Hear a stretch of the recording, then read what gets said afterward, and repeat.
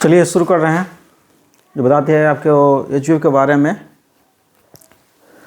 चलिए फिर जो है हिंदू लॉ का दो स्कूल ऑफ थॉट होता है, दो सोच है, दो लॉ बने हुए हैं, दो लॉ है हिंदू लॉ का।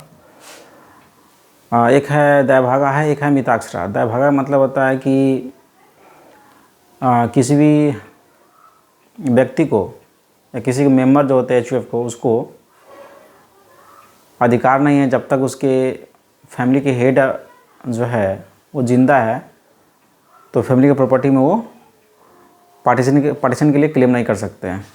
मतलब कि उनको बाय बर्थ, जैसे दैवभागा है और मिताक्षरा है, दो स्कूल ऑफ थॉट है। दैवभागा जो है प्रिवेल करता है असम बंगाल में, और मिताक्षरा जो होता है वो आपको असम बंगाल छोड़ के जितने भी राज्य है उसमें प्रिवेल करते हैं। ठीक है। तो दैवभागा में क्या होता है कि जो भी व्यक्ति है वो अपने फैमिली के प्रॉपर्टी में क्लेम नहीं कर सकते हैं पार्टीशन के लिए, उनको अधिकार नहीं है जब तक जो है उसके हेड ऑफ द फैमिली जिंदा है। जैसे उसके फादर और उसके अंकल, मतलब अगर जिंदा है तो आप फैमिली के प्रॉपर्टी में क्लेम नहीं कर सकते हैं। लेकिन असम बंगाल को छोड़ के जो भी है राज्य है उसमें जो है आप बाय बर्थ आपको अधिकार रहता है। फादर्स अगर जिंदा भी है तो जन्म से अधिकार है कि आप अपने फैमिली के प्रॉपर्टी में पार्टीशन के लिए क्लेम कर सकते हैं। ठीक है। तो यही है। अब आइए चलिए कंपनी के बारे में। देखिए कंपनी जो है अभी डिटेल में आपको असेसमेंट ऑफ हेजिटेटिव में बताएंगे डिटेल में। अभी बेसिक कंसेप्ट है, कुछ नॉलेज दे दे रहे हैं आपको। कंपनी मुख्यतः दो प्रकार को बोलते हैं। एक बोलते हैं डोमेस्टिक कंपनी, एक होता है आपको फॉरेन कंपनी। फॉरेन कंपनी होता है वो कंपनी जो विदेशी कंपनी है। डोमेस्टिक कंपनी जो होता है वो फील आ रहा है आपको कि हाँ अपना देश का ही कंपनी है, भारत का ही कंपनी है। तो ये हुआ इंडियन कंपनी। डोमेस्टिक कंपनी में होता है इंडियन कंपनी, ठीक है। और एक होता है non Indian company. Non Indian company who made prescribed arrangement for declaration and payment of dividend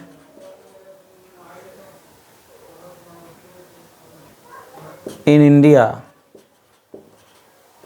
out of income liable to tax in India। Domestic company दो प्रकार के, एक इंडियन कंपनी, एक होता है non Indian company. Indian company वो company होता है जो कंपनी एक्ट 2013 में रजिस्टर हुए हैं। पहले 1956 था, अब 2013 है, उसमें रजिस्टर हुए हैं, पंजीकृत हुआ है। और दूसरे उसके साथ में एक और कंडीशन है जो सेटिस्फाई होना जरूरी है कि उसका प्रिंसिपल ऑफिस और रजिस्टर ऑफिस जो है इंडिया में है। ठीक है। तो इंडियन कंपनी का मतलब दो कंडीशन होना चाहिए। सबसे पहला है कि वो कंपनी 2013 में रजिस्टर है और प्रिंसिपल जो ऑफिस होता है या रजिस्टर ऑफिस है वो इंडिया में है, तो इंडियन कंपनी होगा। नॉन इंडियन कंपनी है जो इंडियन कंपनी नहीं है लेकिन वो प्रिस्क्राइब अरेंजमेंट किए हैं अपने सेटलर को डिविडेंड देने के लिए इंडिया में। किस इनकम से? वो इनकम जो लायबल टू टैक्स है इंडिया में। मतलब कि जो भी ये नॉन इंडियन कंपनी है जो ऐसे उतना इनकम कमा रहे हैं जो उनको उस पर टैक्स लगना है, ठीक है, उसी इनकम से वो अपने शेयर होल्डर को डिविडेंड जो है देने के लिए प्रिस्क्राइब अरेंजमेंट कर लिए है। ठीक है। तो उसको भी वो भी कहा जाएगा डोमेस्टिक कंपनी। सोचिए जो कंपनी एक्ट 2013 में रजिस्टर्ड भी नहीं है फिर भी वो कंपनी अगर अपनी डिविडेंड शेयर होल्डर देने के लिए अरेंजमेंट कर लिया है, प्रिस्क्राइब अरेंजमेंट कर लिया है, तो वो भी टैक्स के दायरे में आ जाएगा, उसको भी डोमेस्टिक कंपनी कहेंगे। ठीक है। तो प्रिस्क्राइब अरेंजमेंट होता क्या है? मतलब प्रिस्क्राइब अरेंजमेंट जो होता है, जो कर रहा है डिविडेंड देने के लिए इंडिया में अपने शेयर होल्डर को के लिए, तो क्या क्या होता है? तो बोलता है जो शेयर रजिस्टर है, जो रजिस्टर मेंटेन करते हैं शेयर होल्डर का, ठीक है, वो इंडिया में प्रिंसिपल ऑफिस में, प्रिंसिपल जो प्लेस ऑफ बिजनेस होता है वहाँ पे मेंटेन कर रहा है, इंडिया में मेंटेन कर रहा है। ठीक है। और दूसरा होता है कि जो भी मीटिंग हेल्ड कर रहे हैं डिविडेंड को डिक्लेयर करने के लिए वो इंडिया में हेल्ड हो रहा है। और तीसरा जो है जो भी डिविडेंड डिक्लेयर किए हैं वो पेबल सिर्फ इंडिया में ही होगा सारे शेयर होल्डर को। तो तीनों कंडीशन का मतलब होता है, तीनों कंडीशन सर्टिफाई होना चाहिए, तब बोला जाएगा कि हाँ प्रिस्क्राइब अरेंजमेंट किया है डिविडेंड डिक्लेयर करने के लिए और पेमेंट करने के लिए डिविडेंड को। ठीक है, तो ये डोमेस्टिक कंपनी हो गया। फॉरेन कंपनी क्या है? जो डोमेस्टिक कंपनी नहीं है। फॉरेन कंपनी क्या है? जो इंडियन कंपनी नहीं है। ठीक है, तो डिटेल में इसके बारे में अगर पढ़ेंगे कि जो है कितने इसका रेट ऑफ टैक्स होता है, कितना जो है सरचार्ज है, और कुछ इसका स्पेशल प्रोविजंस है, ये सब पढ़ेंगे आगे। ठीक है, तो कंपनी हो गया। चलिए, कंपनी के बाद आता है आपका, कंपनी के बाद में आता है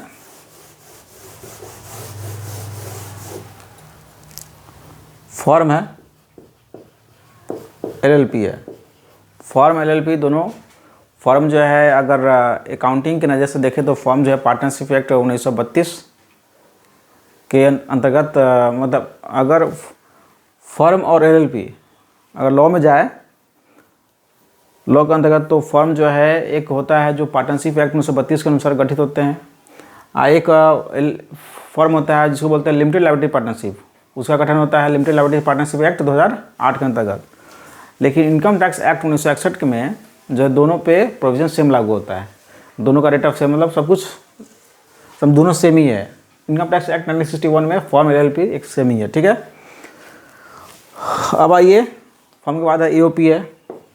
ईओपी का मतलब होता है association of person, association of person. Association of person का मतलब होता है कि वैसे व्यक्ति का समूह, वैसे व्यक्ति का जो ग्रुप जो मिल के एक कोई बिजनेस कर रहे हैं, जैसे कंस्ट्रक्शन बिजनेस हुआ, ठीक है, खास पर्पस के लिए एक एज एओपी के रूप में गठित हुए हैं। ठीक है, तो उसको जैसे जो ज्वाइंट वेंचर हुआ, तो ज्वाइंट वेंचर कोई खोल रहा है, अगर कोई कंपनी, कोई फर्म, कोई इंडिविजुअल मिल के, और इसका जो है पर्पस होना चाहिए, उद्देश्य होना चाहिए, कॉमन होना चाहिए, सबका कॉमन पर्पस हो, एक ही उद्देश्य हो, और इनका जो इनकम रिसीव करने का उद्देश्य नहीं हो, इनकम प्रोड्यूस करने का, उत्पन्न करने का। ठीक है, तो ये होता है ईओपी होता है। एक आया आपका, इसी के साथ में एक बीओआई है, बॉडी ऑफ इंडिविजुअल्स, बीओआई। ये भी है कुछ व्यक्ति मिलके, बॉडी ऑफ इंडिविजुअल, कुछ प्राकृतिक नेचुरल पर्सन मिलके जो है कुछ स्टार्ट करते हैं, जैसे कंस्ट्रक्शन बिजनेस ये स्टार्ट कर रहे हैं। लेकिन इसमें क्या होता है, इसमें अंतर यही है कि ईओपी और बीओआई में, कि ईओपी में जो है आपका सिर्फ ईओपी में कंपनी भी हो सकता है, फर्म भी हो सकता है, और इंडिविजुअल भी हो सकता है। लेकिन बीओआई में जो है सिर्फ व्यक्ति मिले हैं, राम श्याम, घनश्याम, सीता गीता, ये सब मिल के ही अपना कुछ उद्देश्य के लिए आगे बढ़ सकते हैं, कुछ बिजनेस के लिए कर सकते हैं, कंस्ट्रक्शन बिजनेस हो, कोई बिजनेस हो।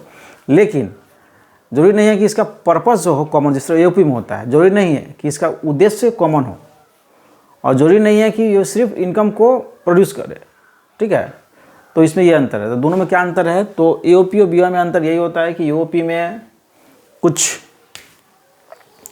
जैसे एक्स लिमिटेड है, XYZ फॉर्म है कोई, ठीक है, और राम है, श्याम है, ये सब मिल के भी ईओपी खोल सकते हैं। इसमें क्या है, सिर्फ सोहन हो, मोहन हो, गीता हो, सीता हो, सिर्फ इंडिविजुअल कर सकते हैं। इसमें क्या, इसका जो है पर्पस होता है वो कॉमन होता है, उद्देश्य, और इंटेंशन जो इसका होता है to produce income.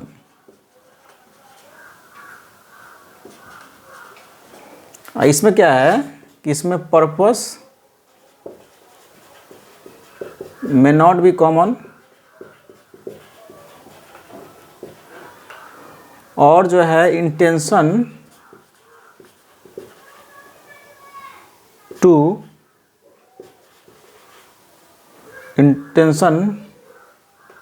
may be or not to produce income, may or may not, may or may not be to produce income. Intention क्या हुआ, may or may not to be, may not to, देखिए intention may be or may not be to produce income. अब सही हुआ, ठीक है। मतलब intention जो है इनकम प्रोड्यूस करने का हो भी सकता है, नहीं हो सकता यहाँ पर, लेकिन इनकम प्रोड्यूस करने का इंटेंशन इसमें रहता ही है और पर्पस कॉमन होता है, जरूरी नहीं इसमें पर्पस कॉमन ही हो। तो यही ओपी बीओआई में अंतर आपका होता है, ठीक है। अब आइए लोकल अथॉरिटी।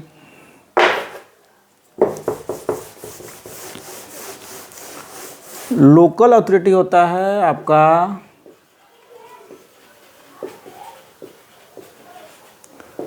म्यूनिसिपैलिटी होता है, कंटोनमेंट बोर्ड होता है, म्यूनिसिपल कमेटी होता है, ये सब जो है आपका है लोकल अथॉरिटी में है।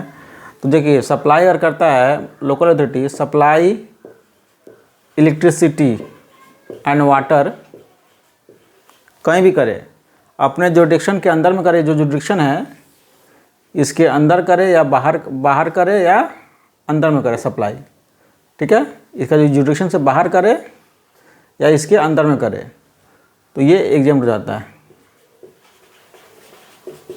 मतलब लोकल अथॉरिटी अगर सप्लाई करता है इलेक्ट्रिसिटी और वाटर और जो इनकम उससे आ रहा है तो पूरा एग्जेम्प्ट है।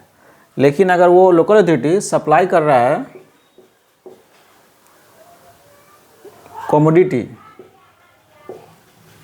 और सर्विस, ठीक है, दे रहा है, तो इसका दो होता है। अगर विद इन जुरिडिक्शन करता है, विद इन जुरिडिक्शन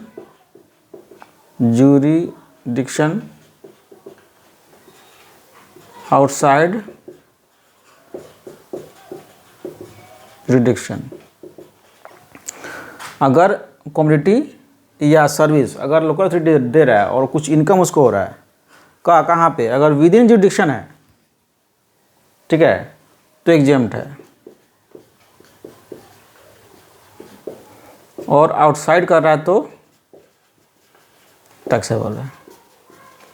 तो इलेक्ट्रिसिटी का वाटर के केस में क्या होता है, कहीं भी करे एग्जेम्प्ट, लेकिन अगर अपना एरिया के अंदर में अगर लोकल अथॉरिटी अगर सप्लाई कर रहा है कम्युनिटी को सर्विस को तो वो एग्जेम्प्ट है। अपने एरिया में कर रहा है तो अपने सेवा दे रहा है, समझिए एग्जेम्प्ट है, इसलिए एग्जेम्प्ट कहा जाता है। और आउटसाइड जुरिडिक्शन में कर रहा है तो सरकार टैक्स ले लेगी, ठीक है। इनकम टैक्स डिपार्टमेंट ये लोकल अथॉरिटी है। अब आइए आर्टिफिशियल जुडिकल पर्सन होता है, आर्टिफिशियल जुरिडिकल पर्सन, इसका होता है यूनिवर्सिटी हो गया, मठ है, मंदिर है, ठीक है, ये सब जो होता है आपका आर्टिफिशियल जुरिडिकल पर्सन में आता है, ठीक है। ये नेचुरल पर्सन नहीं है लेकिन सेपरेट एंटिटी में आते हैं। और आपका लास्ट में जो होता है जो कि पर्सन के डिफिनेशन में नहीं है दिया हुआ है, 231 में नहीं दिया हुआ है, सेक्शन 2 सेक्शन 31 में नहीं दिया हुआ है डिफिनेशन, लेकिन ये अलग से इसका है कोऑपरेटिव सोसाइटी। कोऑपरेटिव सोसाइटी भी आगे पढ़ेंगे हम लोग, ठीक है। तो चलिए आप शुरू कर रहे हैं। रेट ऑफ टैक्स सारे पर्सन पर क्या क्या लगते हैं, कि कितना रेट है, स्पेशल रेट ऑफ टैक्स क्या है, ठीक है।